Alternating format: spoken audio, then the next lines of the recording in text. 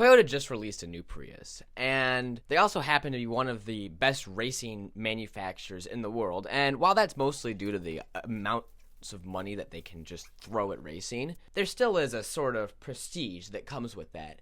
And with Le Mans, the foremost sports car race in the world, being mostly hybrids nowadays, and the Prius being their leading hybrid, it would only make sense that they would make some sort of interesting crossover. And this year's Le Mans has been the year for interesting crossovers with the NASCAR that just competed there. So you could probably imagine my surprise when I turned my phone on when I was sitting on the beach in Michigan, enjoying my vacation, and opened up Instagram and saw this. And at first I was like, it's just a body kit.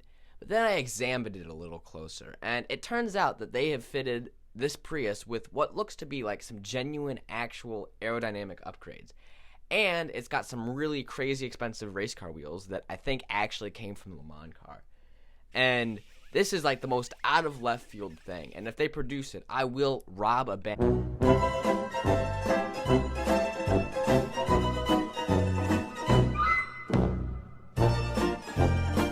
But this brings up kind of an interesting question of, why don't automakers have a little more fun with their economical cars? And they already kind of do. Like, I guess the Mach-E is supposed to be a sort of fun type of car, even though I don't really like it. But, like, it's called a Mustang.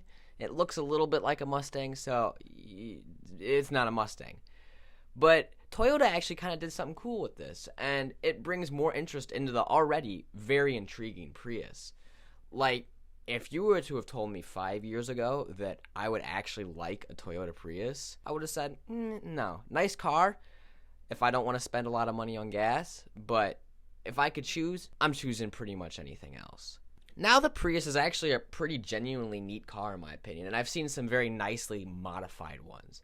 And this is, I guess, factory modified, but it's just cool that it's got some absurdly expensive wheels and some cool carbon fiber bits.